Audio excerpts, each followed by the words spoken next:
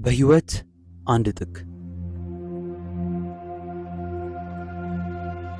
ትናንትና እሁድ እነ ሮዛ ቤት አንድ ሰውዬ መጣና በሩን አንኳኳ።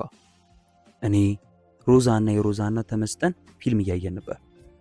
ሮዛ አብሮ አደግ ጎረቤቴ ነች። አስቴር ደግሞ እናቷ። አረ ለኔም እናቴ ማለት ነች። የኔና የሮዛ ፍቅር ለብቻው ነው። ከህፃንነታችን ጀምሮ ንጹህ የሆነ ምንም አይነት የጾታዊ ክጃሎት የሌለበት ፍቅር እንዳለን አገር ምድሩ የመሰከረው ነው። የሚገርማችሁ እህቴ ሮዚ ነው ምላት። ታዲያ እንደ አጋጣሚ ዩኒቨርሲቲ ቆይታ ለረፍት መምጣቷ ነበረ። የሚገርመው እናቴና የሮዛ እናት አስቴር የመረረ ጥል አላቸው። ኩርፋኞች ናቸው። ግን እኔም ምን ሮዛ ቤት ሮዛም ደግሞ የኛ ቤት ልጆች ነን። ስለ እናቴ አስቴር ፊት ከተነሳ ዊ የእሷን ነገር አታንሳብኝ። ጋኔን ማለት እኮ ነች። ምን ያረጋል እንደ አንተ አይነት መልአክ ወለደች ትለኛለች። እናቴ ለኔ ታማኝልኛለች። ሰው አይደለችም እኮ ትላለች ደጋግማ። የሚገርማችሁ በእናቴ የመጣብኝን ሰው ይቅር ብዬ አላውቅም። አስቱ ግን ስትረግማት እንኳን ምርቃት ነው የሚመስለኝ። ለምን እንደሆነ እንጃ። ሮዛኛ ቤት ስትመጣ ደግሞ እናቴ በተራዋ ለሮዛ ስለ እናቷ ክፋት ተነግራታለች። እናትሽ ምን እናት ነች ባክሽ? ይችቴ የሴጣን ቁራጭ ከጥሏ የተጣላች እኔ ለሷ እንዲህ አልነበርኩም እያለች ለሮዛ ስለ እናቷ ታማላታለች። እኔና ሮዛ እናቶቻችን ረስተን እብድ ያለ ጓደኝነታችን ቀጠለናል። የሮዚ አባት በህይወት የሉም። ባክህ ችግር የለውም አባባ እንካፈላለን ትላለች አንዳንድ ቀን ስንቀላለን። አባባ የምትለው የኔን አባት ነበር። እኔም መለስ አድርጌ ባይሆን እናቶቻችን አባባ እንዳይካፈሉብን ብቻ እላታለሁ ለሮዚ። ሂድ ባለጌ ስድ ብላ ትግል ትጀምረኛለች። ቀይ ፊቷ በሀፍረት ይቀላል። ሮዛ ቆንጆ ናት። ግን ምኗ ነው ቆንጆ ቢባል አላውቅም። እንዲሁ ጠቅልላ አድርገው ሲመለከቷት በጣም ቆንጆ የምታሳሳ ኑሮ ምጭት ያላት ልጅ ነች። አንዳንዴ ሰውን ስንወድ ፍቅራችን የወደድነውን ሰው ጎዶሎ ሞልቶ ያሳየናል። ሮዛ ለኔ ጉድለት የላት። አዎ ፍቅር በራሱ ስልካካ አፍንጫ፣ ሐር ፀጉር፣ አሎሎ አይን፣ መቃቁመት፣ በረዶ ጥርስ፣ ከናፈር ሳይሆን አይቀርም ባካችሁ። ሮዛን የጠየቁ ጎረምሶች ሁሉ እኔና ሮዚ የዕለት ውሎ መመዝገቢያችን ላይ እንመዘግበው ነበር። የሚገርመው ዲያሪያችን እንኳን አንድ ነበረች። ሁለታችንም ውሏችንን የምንመዘግብባት። ለሮዛ የሚላክ የፍቅር ደብዳቤን አብረን ነው የምናነበው። እኔም ለሴት የምልከውን አብረን ጽፈን እናውቃለን። ታዲያ ሮዛ ብትሞት ለፍቅር አትሸነፍ። ልቧ የገባም ወንድ የለም። ትምህርቷ ላይ አትደራደርም። ወንዶች ጅል ይመስሉኛል ትላለች በተደጋጋሚ። አባቷ እናቷ ላይ ያደረሰው በደል ሁሉ ነፍሱን ይማረውና መጥፎ ጠባሳ ጥሎባታል። አባቷ ሲበዛ መልከ መልካም ሽቅርቅር ሰው ነበር። በዛ ላይ አይጠጣም፣ አያጨስም። በጊዜው ነው ቤቱ የሚገባው። በጊዜ ገብቶ ታዲያ ዋናው ስራው እናቷን መደብደብ ነበር። እነ ሮዚ ቤት አባቷ ካመሸ ደስታ ነበር። እንዴ የአስቴርን ጥርስ ሁሉ አውልቆት ወርቅ ጥርስ አስተክሎላት የለን? ሮዛ ልብ ውስጥ የነበረው ወንድን የመሸት ተፈጥሯዊ ስሜት ግን ነቅሎ ባዶን ትቶታል። አሁንም ነፍሱን ይማረው። የሚምረው እንኳን አይመስለኝም። እና ትናንትና እነ ሮዛ ቤት አንድ ሰውዬ መጣና በሩን አንኳኳ። ቡና ተፈልቶ ተመስጠን ፊልም እያየን ነበር። እንደ አጋጣሚ ለበሩ መቀርበው እኔ ስለነበርኩኝ ተነስቼ በሩን ከፈትኩኝ። ከተወለደ ጀምሮ ዛሬ ገና የዘነጠ የሚመስል ሙሉ ግራጫ ልብስ የለበሰ ቀጫጫና ረጅም ሰውዬ በሩ ላይ እየተሽቆጠቆጠ ቆሟል። ሰውየው ሙሉ ልብስ ቢለብስም ለምን እንደሆነ እንጃ ሙሉ ልብስ የለበሰ አይመስልም።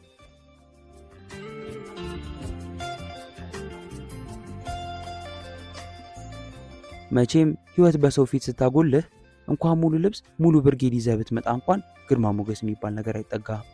ቀለል ትላለህ፣ ቀጥረ ቀላል ትሆናለህ። ሰላም አልኩት። እየተሽቆጠቆጠና ደማከሴ እንደሚያሸው እጁን እርስ በርሱ እየፈተገ ሰላምታዬን ከወገቡ ጎበጥ ብሎ መለሰልኝ።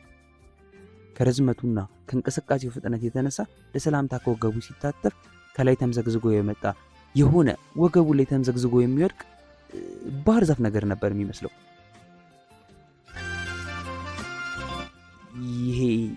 የነ ሮዛ ቤት ነው አይደል አለና ራሱን መልሱን መለሰ። አው ነው አውቀዋለሁ። አነጋገሩ የሚርበተበትና ከአፉ የሚወጡ ቃላት በጠባብ በር እንደሚወጣ ብዙ ህዝብ የሚገፋፉና የሚተሻሹ ይመስላሉ።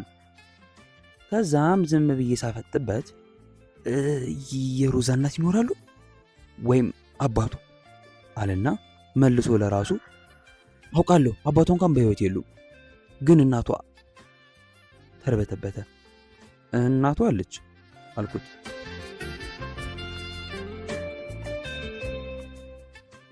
ልግባ ሲለኝ ገነት በር ላይ የቆምኩ መልአክ የሆንኩ እስኪመስለኝ ድረስ ወደ ቤቱ ውስጥ በጉጉት አይኖቹን ልኮ ለማየት እየሞከረ ለመነኝ። ግባ ብዬ በሩ ለቀኩለት።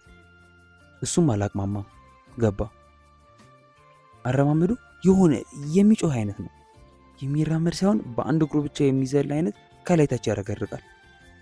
እድሜው 35 ቢሆን ነው። የሮዛን እናት በሁለት እጁ ሰላም ብሎ ወደ ሮዛ ዞረ። እሷንም በሁለት እጁ ሰላም አላት። ሲመለስ የኔን እግር ረገጠና ተንገዳግሮ ጠረጴዛው ጫፍ ላይ ተቀምጦ የነበረውን ሲኒ ከነበለው። ሲኒው ስር ቀርቶ የነበረው የረጋ ቡና ዝቃጭ ምንጣፉ ላይ ጥቁር ደም መስሎ ተረጨ።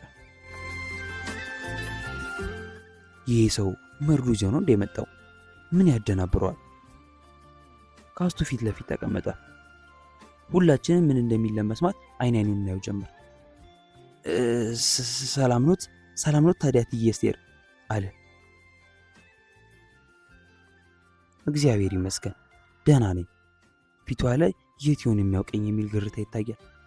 በፈገግታ ልትሸፍነው ግን እየሞከረች ነው። ቢሆንም ግን አልተሳካላትም። ልጆች ሰላም ናቸው?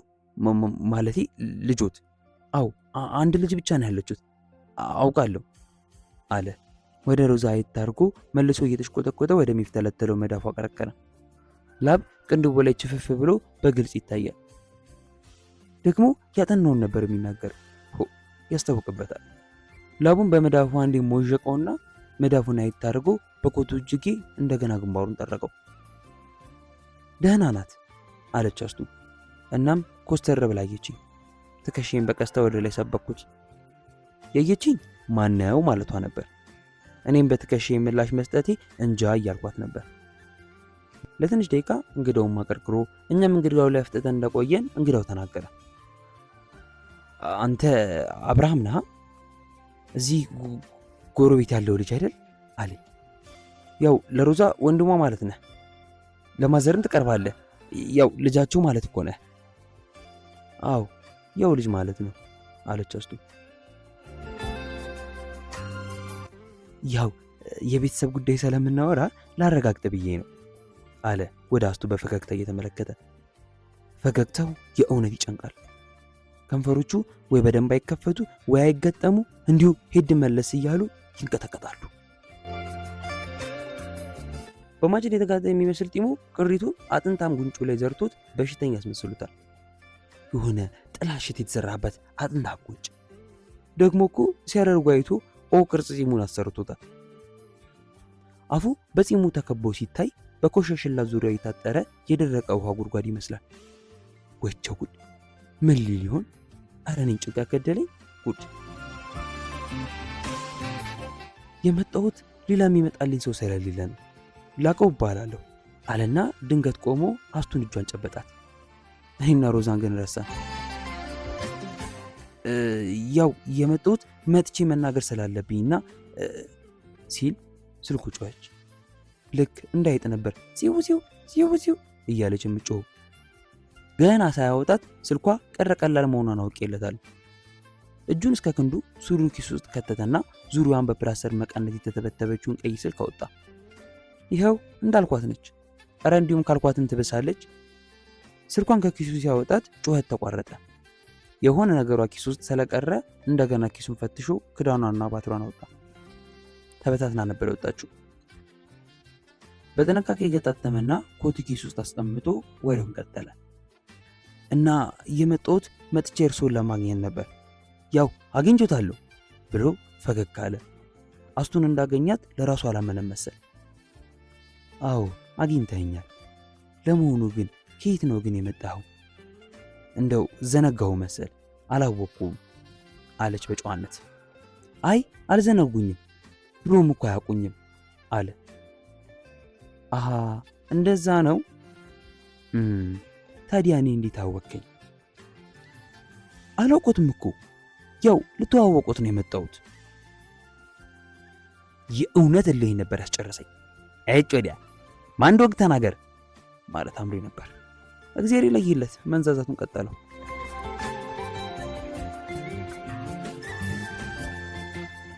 ሰው እኮ ደፍሮ ካልተዋወቀ መቼስ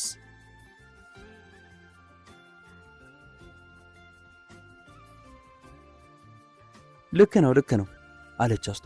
እንዲናገር ለማደፋፈር እንጂ ያላለቀ አረፍተ ነገር መቼም ልክ ሆኖ እንደማያውቅ ታውቃለች። የመጣሁት ለዚህ ነው እኔም አለ። ለምን አለች አስቱ ገርሟት። ያው ለመተዋወቅና ከተዋወቅን በኋላ አንዳንድ ቤተሰባዊ ጉዳዮችን ለመነጋገር አለ። ይኸው ተዋወቅን አይደል? እስቲ የመጣህበትን ንገረኝ። አስቱ ትንሽ ኮስተር ያለች ይመስለኛል። የመጣሁት ያው ሮዛን ማለቴ ልጁትን ሮዛን ላገባት ስለፈለግኩና እርስዎ እንዲፈቅዱልኝ ነው። እባክዎትን እማማ አስቴር ብሎ ተንደርድሮ አስቱ እግር ስር ተደፋ። ቀስ ብዬ ወደ ሮዛ ዞርኩኝ። ሶፋ ላይ ሳይሆን ኤሌክትሪክ ወንበር ላይ እንዳስቀመጡት የሞት ፍርደኛ ደርቃ ቀርታለች። አረ ተነስ የኔ ልጅ አለች አስቱ። ምኑም እንዳልጣማት ታስታውቃለች። ልጁ ተነስቶ ቆመና እሺ አሉኝ ማዘር አሉኝ ሲል በጉጉት ጠየቀ። አክብረኝ ስለመጣ እግዚአብሔር ይባርክ። ግን አሁኑ ዘመኑ ሰልጥኗል። ማነህ ስትል ገና ላቀው ባላለሁ አለ። ራሳችሁ ተነጋገሩ እዛው ብላ ሮዚን አጋፈጠች። ሮዚም በርገጋ ተነሳች። ከዛም ምን አይነቱ ነው ይህን እዛ እባክህ ብላ ወደ ጓዳ ገባች። አስቱ ግራ ተጋብታ እንዲህ አለችው። እንደው ወጉም ባህሉም እንዲህ አልነበረም? ቢጠፋ ያንተ ቢጤ አንዱ ለሰው እንኳን ይላካል እንጂ ሰተት ተብሎ እኮ ነውር ነው አይመስልህም? እንደሱ እኮ አስቤ ነበር አለ አንገቱን ደፍቶ። ግን ሰው አጣሁ ዘመድም የለኝ እና ደግሞ የምነግራችሁ ሰዎች ሁሉ ለራስህ ሳትሆን ሚስት ጠግበህ ሳትበላ ዕዳ እያሉ አሸማቀቁኝ። አስቤው እኮ ነበር ሰው የለኝ እንጂም አስቤ ነበር። እንደው ሮዛን ስለወደድኳት ነው እንጂ እንደው እሺ ቢሉኝ እንኳን ምን አባቴ ያደርግ ነበር። ኧረ እንጃ ራሴ እሷን በማሰብ ከሚፈነዳ እንዲሁ ነገሩን አፈንድቼው የለይለት ብዬ ነው። የእውነት ትክክለኛው ሽማግሌ እኔ ነኝ። የሮዛን ፍቅር ምን ያህል እንዳለምኩት የሚያውቅ ሽማግሌ ማን አለ? በማድርባት የፈራረሰች ቤት ውስጥ ብርሃን የዘራች ማን ሆና? ሮዛም አይደለች? ሮዛ የእርሱ ልጅ። ማንም እንደ ሰው በማያየኝ ሀገር ላይ እንደ ጥራጊ በተጣልኩበት መንደር ላይ ሰው መሆኔን በልቤ የነገረው የሮዛ ፍቅር ነው። ሮዛ የእርሱ ልጅ። ወደ በሩ መንገድ ጀመረ። አነጋገሩ ተረጋግቶ ነበር። ፍርሃቱ ሁሉ ጠፍቷል።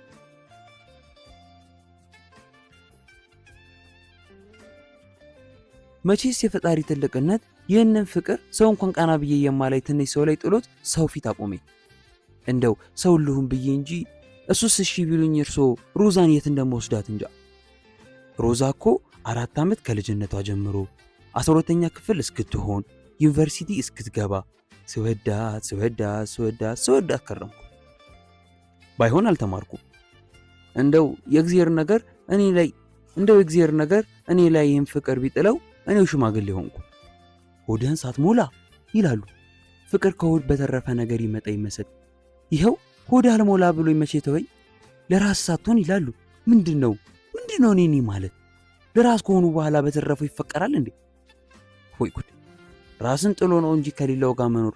ሮዛን የእርሱን ልጅ ወድጄ ስንት ዓመት ሙሉ ዘመድ የለኝ ወዳጅ አዝማድ የለኝ። እንደው ሮዛን እያሰብ ሺህ እልፍ አላፋት ሆኜ ኖርኩ። ለራስ ሲቆርሱ አያሳንሱ ይባላል እንጂ ቅሎ ስለ ራሴ አብዝቼም አሳንሼም የምቆርሱ የሌለኝ ኑሮ ቆራርሱ እዚህ ያደረሰኝ ከንቱ ነኝ። ሮዚ አንቱ ልጅ ግን በህይወቴ ውስጥ ትልቁን ቁራሽ ይዛለች። ትልቁ ድርሻ ነበረች ሮዛ ያንቱ ልጅ። ሳያት እኮ ልቤ ውስጥ ገነት ይፈጠራል። ፍቅሯ እንደ እግዚአብሔር የገነቱ አስተዳዳሪ መንገዱ ምንድን ነው የሚነጠፍበት? ሮዛ ስታልፍ ቢጫ ይሆናል። ሮዛ ስትስቅ በደስታ አለቅሳለሁ። እጆቿ እንደ ሩቅ ሀገር ህልም ናቸው። እግሮቿ አንድ ቀን ቢቸግረኝ ደህና ዋልሽ አልኳት። አንድ ቀን አይታርገኝ በዝምታ አለፈች። አየችኝ፣ በእውነት አየችኝ። አይኖቹ አዩኝ። ቢያንስ የሚያየኝ ሰው አለ። በክፉም ይሁን በደግ መታየት መኖርን ነው የሚገልጸው። ሮዛ አየችኝ። የእውነት ደስ አለኝ። አይኖቿ ካለመኖር ፈወሰኝ። ይኸው አለሁ እግዚአብሔር ይመስገን አለና በሐሴት ፈገግ አለ። ከንፈሮቹ አልተንቀጠቀጡ፣ በነፃነት ፈገገ። ከተቀመጠበት ተነሳና ከቤት ወጣ። ሲወጣ የበሩ ጉበን አናቱን ገጨው። ደህና ዋሉም አላለ። ተከትዬው ወጣውና በሩ ላይ ቆሜ በግርም ታየሁት። የማይሰማ ነገር እያነበበ በጣም የሰፋው ሱሪው፣ እጅግ በጣም የሰፋው ኮቱ እየተወለበለቡ ሆድ የባሰው ሀገር ባንዲራ መስለዋል። ወደ ታች ወረደ እየተጣደፈ። ከሩቅ ሳየው የእውነት አሳዘነኝ። ከዛ በኋላ እስከ ማታ ድረስ እኔም ሮዛም አስቱም ስለዚህ ጉዳይ አንዲት ነገር ተንፍሻ አላለም። በየፊናችን እያሰብ እንደነበር ግን ያሳብቅብናል። ማታ ወደ ቤቴ ሲሄድ ሮዚ ሸኘችኝ። እንደ ሁል ጊዜ እኛ ግቢ በር ላይ ቆመን፣ ከላይ ጨረቃ፣ ከታች የነፍሳት ሲርሲርታና የነፋሱ ፉጨት ባየለበት ጨለማ ውስጥ ሮዛ ለስለስ ባለ ድምፅ እንዲህ አለችኝ። አብርሽዬ፣ የቅድሙ ሰውዬ የእውነት አሳዘነኝ። ሙሉ ቀን ሌላ ነገር ማሰብ አልቻልኩም። እኔስ ብትይ በእናትሽ ያሳዝናል።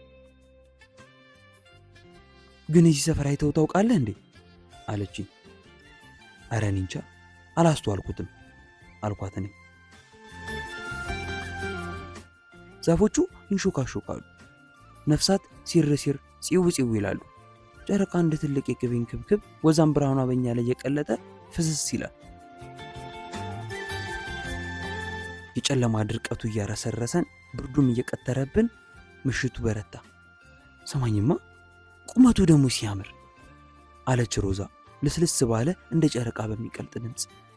ለመጀመሪያ ጊዜ ወንድ ስታደንቅ ሰማው። ከዙበይዳ በሕይወት አንድ ጥግ ከተሰኘው መጽሐፍ ላይ የተወሰደ። ተፈጸመ።